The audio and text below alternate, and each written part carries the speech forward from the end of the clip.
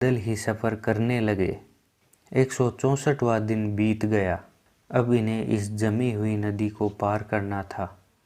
Captain का मानना था कि शायद हम वहाँ तक जिंदा ना पहुँच पाएं, इसलिए हम कैन बनाएंगे। हम वहाँ तक पहुँचें या ना, हमें सबूत को सुरक्षित रखना होगा। इसलिए वो वहाँ पर पत्थरों का एक कैन बनाते हैं और सारे सबूत उसी में रख देते हैं। फिर किसी तरह दोनों उस नदी को भी पार कर लेते हैं। लेकिन ये दोनों बिल्कुल थक जाते हैं, लेकिन हार नहीं मानते और कैसे भी करके ये अपने जहाज़ अलाबामा तक पहुंच जाते हैं। ये खुशी से चिल्लाने लगते हैं और अपने साथियों को आवाज़ देने लगते हैं, लेकिन कोई भी नज़र नहीं आता। जब ये करीब जाते हैं तो वो लोग जा चुके थे। वो जहाज़ टूट चुका था। उसी के मलबे से उन्होंने केबिन बनाया था। वहाँ 1 साल तक का राशन था। इस बात से वो बहुत दुखी थे कि उनके अपने ही साथी उन्हें छोड़कर जा चुके हैं। मगर कैप्टन आयरनार्ड हिम्मत नहीं हारते। वो कहते हैं कि जहाज़ हमारे लिए आएगा। उनके पास 1 साल का खाना था और आगे अगस्त तक समंदर भी खुल जाएगा। तो अब ये लोग यहीं पर इंतज़ार करने लगे। अब सीन डेनमार्क पर शिफ्ट होता है तो हम कैप्टन आयनार के साथी को एक सरकारी दफ्तर में देखते हैं, जो मिनिस्टर को अपने खोज के बारे में बता रहे थे। अब मिनिस्टर नील पूछते हैं, तुमने उन्हें ऐसे क्यों छोड़ दिया? तो योगेंसन बताता है कि हमारे पास और कोई रास्ता नहीं था। अलाबामा जहाज़ के टुकड़े हो चुके थे। हमें मछुआरों ने बचाया। योगेंसन चाहता था सरकार एक और खोजी दस्ते को भेजे और उन दोनों को घर वापस ले आए, मगर नील इस बात से इनकार कर देते हैं कि पहले ही इस खोज में काफ़ी जानें जा चुकी हैं। हम सरकार का और पैसा इस खोज में बर्बाद नहीं करेंगे। हालांकि उस समय योगेंसन इस बात पर जोर देते हैं और विनती करते हैं।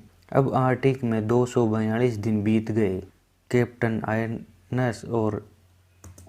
आयरसन और एवर्सन मदद की उम्मीद में बैठे हैं।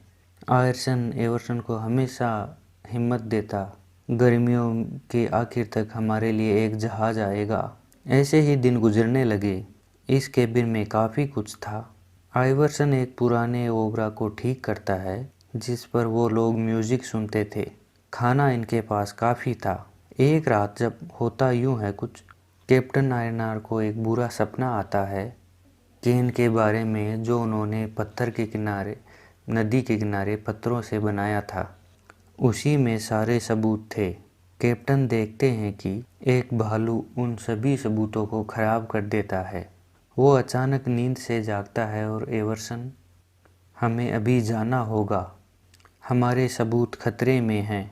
तो दोनों उस सफ़र पर निकल जाते हैं। लेकिन हाँ, ये सफ़र इतना लंबा नहीं था, लेकिन इस सफ़र पर भी 1 महीना लगने वाला था। वैसे तो ये लोग सबूतों को काफ़ी नज़दीक ले आए थे। जब ये लोग वहाँ पहुँचते हैं तो सच में देखते हैं कि पत्थरों को वहाँ से गिराया गया था। वे सोचते हैं कि शायद यहाँ कोई भालू आया था और भूखा था। उन्हें इनके अंदर से खाने की गंध आई होगी और कैप्टन कुछ देर के लिए तो घबरा जाते हैं। वे सोचते हैं कि सारे सबूत मिट गए होंगे, मगर वो वहीं पर पड़े थे, जिसे वो वापस पा लेते हैं। आइवर्सन हैरानी से पूछता है कि आपको ये सब कैसे पता चला? तो कैप्टन मुस्कुराते हैं और जवाब देते हैं कि सपनों का कोई न कोई मतलब होता है। जब ये लोग 200 मील के सफ़र पर अलाबामा के उस जगह से नहीं निकले थे तो एवर्सन ने कैप्टन को ये मशवरा दिया था कि शायद हमें यहाँ कुछ नोट छोड़ना चाहिए। अगर कोई आए तो उन्हें पता लगना चाहिए कि हम जिंदा हैं। मगर अजीब बात यह थी कि कैप्टन कहता है कि हम समय पर पहुंच जाएंगे और असल में 200 मील के सफ़र में काफ़ी दिन लगने वाले थे। तो जब ये लोग वापस आते हैं, इन्हें पता चलता है कि समंदर अब खुल चुका है और इन्हें ढूंढने कुछ लोग आए भी थे, मगर केबिन खाली था। तो ये मानने लगे कि वो लोग अब मर चुके हैं। उन्होंने इनकी तलाश रोक दी। ये जानकर आइवर्सन का दिल अब टूट जाता है। कैप्टन को बहुत गुस्सा आया था, मगर आइवर्सन उससे कोई गिला नहीं करता। कैप्टन उस पर खुद ही गुस्सा करता है, क्योंकि ये सब उसकी वजह से हुआ। अगर वो यहाँ एक नोट छोड़ कर जाते तो अब तक उन्हें बचा लिया होता। अब उन्हें 1 साल और इंतज़ार करना होगा, तो अब उन्हें बचाने शायद कोई आए ही ना। अब यहाँ से इन लोगों के बुरे दिन शुरू हो जाते हैं। आइवर्सन हिम्मत वाला था, मगर कैप्टन की दिमागी हालत ख़राब होने लगी थी, जिससे उसे अपने आसपास नाया नज़र आती थी। वो उसके साथ बातें करता था, क्योंकि अब कैप्टन की उम्मीद टूट रही थी। यहाँ इस ठंडी दुनिया में उन्हें 3 साल होने को थे। यहाँ योगेंसन ने एक बार फिर से सेनेटर नील से मदद मांगने आता है, जिसने पहले ही उसके कहने पर एक खोजी दस्ते को भेजा था, मगर वो खाली हाथ लौट आए थे। योगेंसन कहता है कि मैं जानता हूँ वो लोग जिंदा है, उनके पास सबूत हिफाजत से हैं।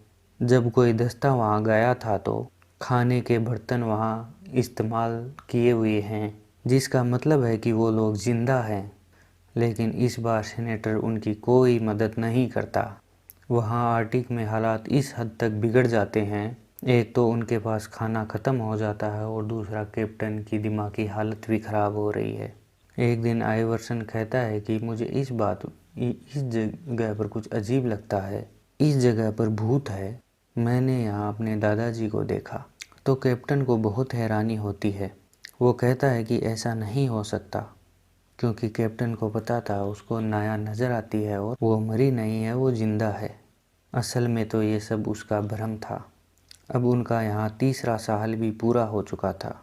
अब आर्टिक में ये दोनों इंतज़ार में बैठे थे कि शायद इन्हें कोई बचाने आए, कोई इन्हें वापस घर ले जाए। कुछ दिन बाद ही आइवर्सन कैप्टन से कहते हैं कि मेरे सपने में वो लड़की आई थी जिसे आपने चुना था। आइवर्सन को असल में नहीं पता था, असल में नाया असल में है। अब कैप्टन का दिमाग ख़राब होने लगता। अब कैप्टन को लगने लगता है कि नाया ने उसे धोखा दिया हो। हालांकि ऐसा कुछ भी नहीं था, ये सब दिमाग का वहम था। तो अब कैप्टन आइवर्सन को मारने की कोशिश करता है, मगर काफ़ी समझाने के बाद वह कैप्टन अब होश में आता है और उसकी सच्चाई मान लेता है। और आइवर्सन बाल बच गया। बंदूक में 2 गोलियां थी, एक कैप्टन ने जाया कर दी। असल में आइवर्सन ने यह 2 गोलियां अपने लिए बचाई थी कि भूख ज़्यादा हुई तो ये लोग खुद को मार देंगे। अगले दिन जब ये केबिन में थे तो एक पोलर बेयर इन पर हमला कर देता है। ये दोनों काफ़ी घबरा जाते हैं और उसे मारने का प्लान बनाते हैं। इन्हें बचाने के लिए डेनमार्क से लोग आए थे। आखिर 3 साल बाद इन्हें आर्टिक से ले जाया गया, वो भी सबूतों के साथ कि ग्रीनलैंड एक है। अब पूरी दुनिया के सामने सबूत थे, तो अब अमेरिका ग्रीनलैंड पर अपना हक नहीं जमा सकता। डेनमार्क इन 2 हीरोज़ को हमेशा याद रखता है। वापस आने पर ये दोनों बहुत मशहूर हो जाते हैं और कैप्टन की मुलाकात नाया से होती है। इस मूवी में जानकारी दी जाती है कि आयनार में कृष्ण ने आयना से शादी कर ली।